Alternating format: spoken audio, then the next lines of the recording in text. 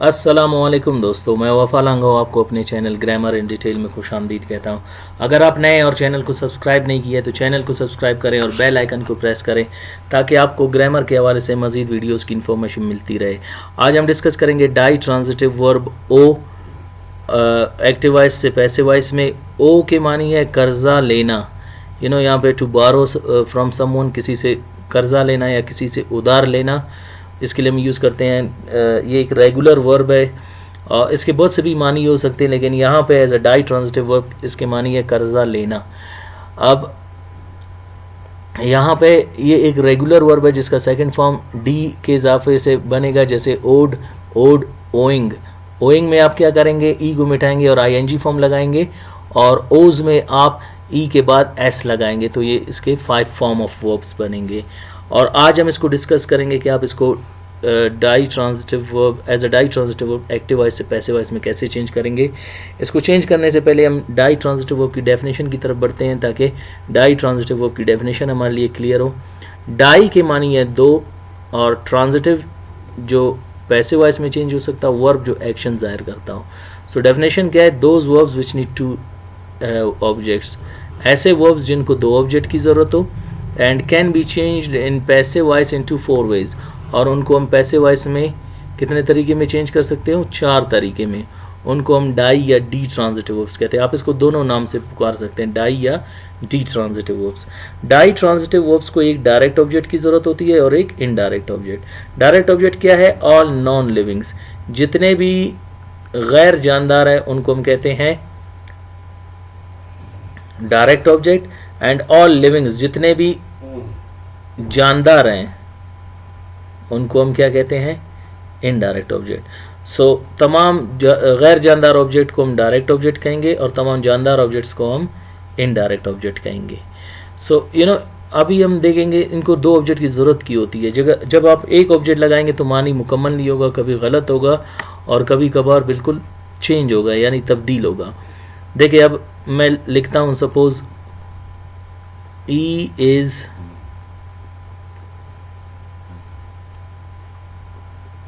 Owing. अच्छा, फिर से लिखता हूं मैं, ई इज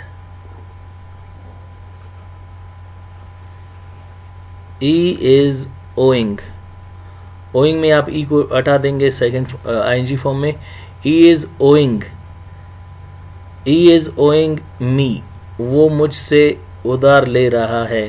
वो मुझसे उधार तो ले रहा है, लेकिन किस चीज़ का, क्या ले रहा है मुझसे उधार, क्लियर। सो अगर मैं सेकंड वे में बनाऊं, ही इज ओइंग मनी, वो पैसे उधार ले रहा है, फिर भी क्वेश्चन रेज होता है कि वो किस से पैसे ले रहा है, क्लियर, वो किस से पैसे ले रहा है। सो इसके लिए आपने डायरेक्ट ऑब्जेक्ट और इनडायरेक्ट ऑब्जेक्ट दोनों को लाना है। तो फिर आप क्या लिखेंगे, he is owing me money, वो मुझसे पैसे उधार ले रहा है या मुझसे पैसे कर्जा ले रहा है। अब यहाँ पे ई इज ओइंग, ये सेकंड वे होगा। देखिए हम अक्सर इनडायरेक्ट ऑब्जेक्ट को शुरू में लाते हैं और डायरेक्ट को बाद में। अगर आप कहते हैं मैं डायरेक्ट को शुरू में लाना चाहता हूँ और इनडायरेक्ट को बाद में, तो आप इनडायरेक्ट ऑब्जेक्ट यानी मी के साथ प्रीपोजिशन लगाएंगे और मी के साथ लगेगा preposition from. So E is owing money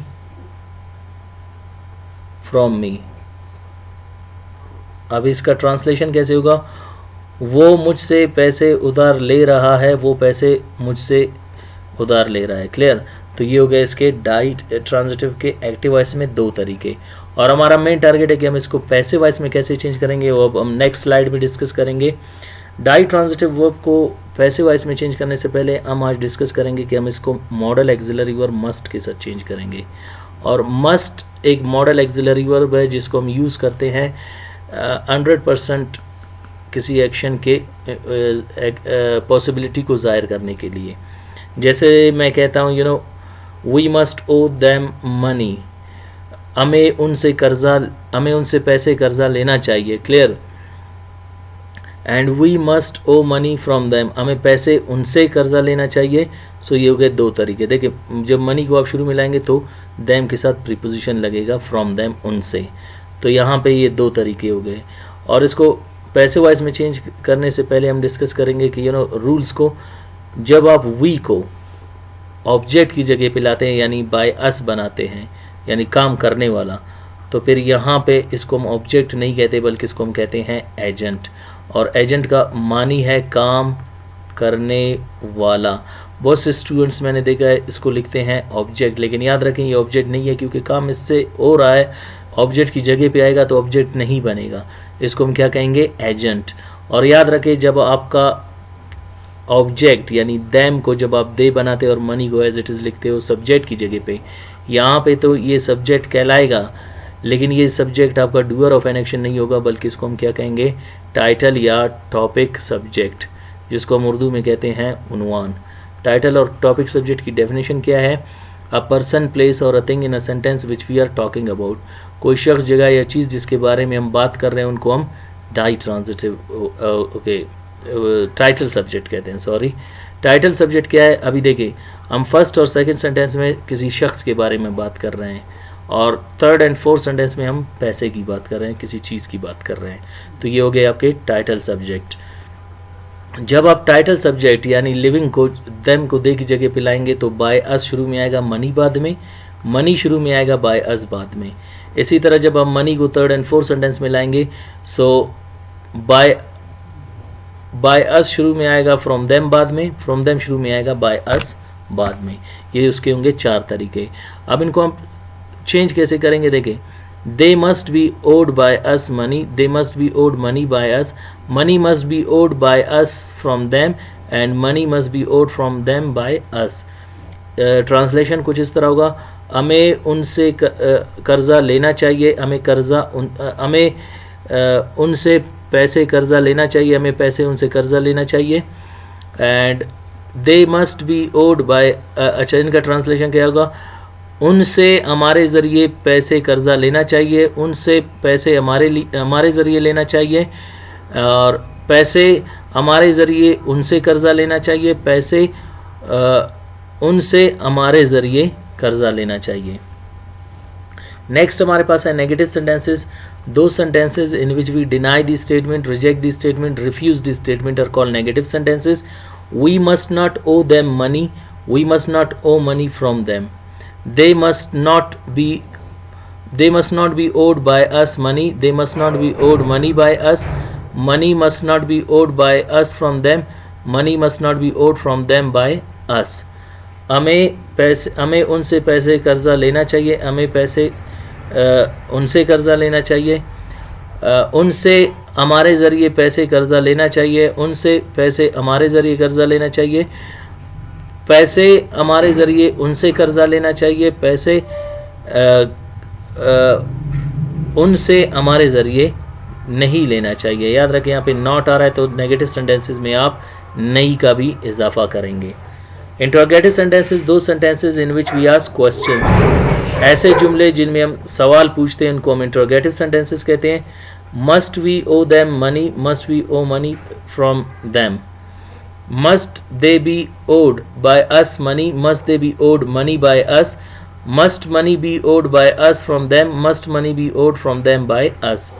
क्या हमें उनसे पैसे कर्जा लेना चाहिए, क्या हमें पैसों का कर्जा उनसे लेना चाहिए, क्या उनसे हमारे ज़रिए पैसों का कर्जा लेना चाहिए, क्या उनसे पैसों का कर्जा हमारे ज़रिए लेना चाहिए, क्या पैसों का कर्जा हमारे ज़रिए उनसे लेना चाहिए, क्या पैसों का कर्जा उनसे हमारे ज़रिए लेना चाहिए।